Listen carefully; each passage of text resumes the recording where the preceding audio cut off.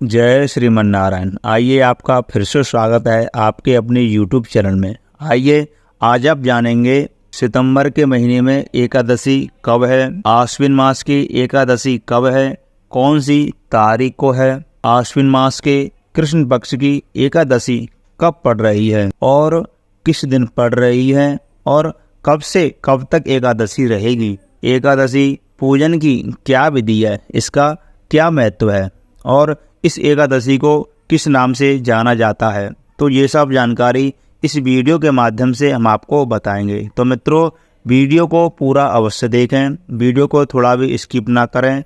यह वीडियो सभी सनातन भाइयों के लिए बहुत महत्वपूर्ण है। इस एकादशी का व्रत हर सनातन भाई को रखना चाहिए। सभी माताओं बहनों को इस एकादशी का व्रत, हर सनातन भाई को, सभी माताओं बहनों को आश्विन मास के कृष्ण पक्ष की एकादशी का व्रत अवश्य रखना चाहिए। मैं तो ये कहता हूँ, सभी भाइयों को सभी एकादशियों का व्रत अवश्य धारण करना चाहिए, जिससे आपके ऊपर भगवान विष्णु की असीम अनुकंपा बनी रहेगी। तो मित्रों, आश्विन मास के कृष्ण पक्ष की एकादशी को इंद्रा एकादशी के नाम से भी जाना जाता है। इंद्रा एकादशी के दिन व्रत रखने से भगवान विष्णु की कृपा से सभी प्रकार के दुखों का नाश होता है और जीवन में सुख समृद्धि की वृद्धि होती है। इसके साथ ही इस दिन पितृ के नाम से दान करने से लोगों को विष्णु धाम की प्राप्ति होती है,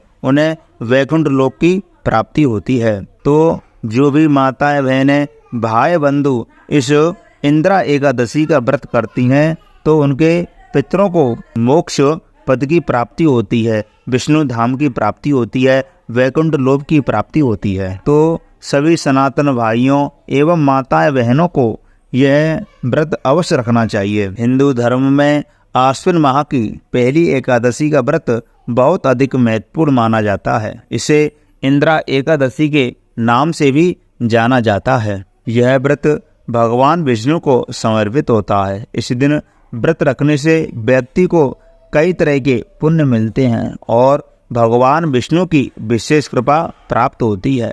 इंद्रा एकादशी का व्रत हर साल आश्विन माह के कृष्ण पक्ष की एकादशी तिथि के दिन रखा जाता है। इस दिन भगवान विष्णु को प्रसन्न करने के लिए विधि विधान से पूजा अर्चना और व्रत किया जाता है। इससे लोगों की सभी मनोकामनाएं पूरी होती हैं और जीवन में सुख समृद्धि बनी रहती है। बंधुओं, पंचांग के अनुसार आश्विन माह के कृष्ण पक्ष की एकादशी की शुरुआत 27 सितंबर दिन शुक्रवार को दोपहर 1:20 पर शुरू होगी और 28 सितंबर दिन शनिवार को दोपहर 2:49 पर एकादशी तिथि समाप्त हो जाएगी। उदया तिथि के अनुसार इंद्रा एकादशी का व्रत 28 सितंबर दिन शनिवार को ही रखा जाएगा और 29 सितंबर दिन रविवार को एकादशी व्रत का पारण किया जाएगा, जिसका समय सुबह 6:13 से लेकर के 8:36 तक रहेगा। इस समय के अंतराल आप इंद्रा एकादशी व्रत का पारण कर लें। एकादशी के दिन भगवान विष्णु की पूजा आराधना की जाती है। इस दिन पूजा का शुभ मुहूर्त रहेगा, वह रहेगा आपका सुबह 5:23 से लेकर के दोपहर 2:52 तक, यानी कि 3 बजे तक रहेगा। इस पूजा के मुहूर्त में ब्रह्म मुहूर्त और विजय मुहूर्त शामिल है। इन दोनों मुहूर्तों के अनुसार आप किसी भी मुहूर्त में भगवान विष्णु की पूजा अर्चना कर सकते हैं। अब बात करते हैं मित्रों, एकादशी का व्रत कैसे रखना है, इसकी पूजा विधि क्या है। तो मित्रों, एकादशी से एक दिन पहले यानी कि 27 सितंबर दिन शुक्रवार को एक समय आपको भोजन करना है और शाम को उसी दिन निराहार रहते हुए भगवान विष्णु का नाम स्मरण करते हुए रात्रि व्यतीत करनी है और फिर एकादशी के दिन ब्रह्म मुहूर्त में जग करके गंगा जल से स्नान करें। गंगा जल आपके पास घर में होगा, उसी से आप थोड़ा सा मिला करके आप उससे स्नान कर सकते हैं और स्नान करने के बाद सूर्यदेव भगवान को अर्घ अवश्य अर्पित करना चाहिए। फिर उसके बाद आपको घर पर ही भगवान विष्णु की पूरी विधि विधान के साथ पूजा अर्चना करनी चाहिए। पूजा के समय आप भगवान विष्णु को रोली, समा के चावल, चंदन, पुष्प, धूप, दीप, नैवेद्य इत्यादि जो भी सामग्री है आप भगवान विष्णु को अर्पण कर दें। और उसके बाद भगवान विष्णु की यानी कि इंदिरा एकादशी की कथा सुननी चाहिए और उसके बाद भगवान विष्णु की आरती करें। इसके बाद पितृपक्ष की एकादशी के दिन किसी जरूरतमंद लोग को या किसी गरीब को कुछ दान अवश्य करना चाहिए।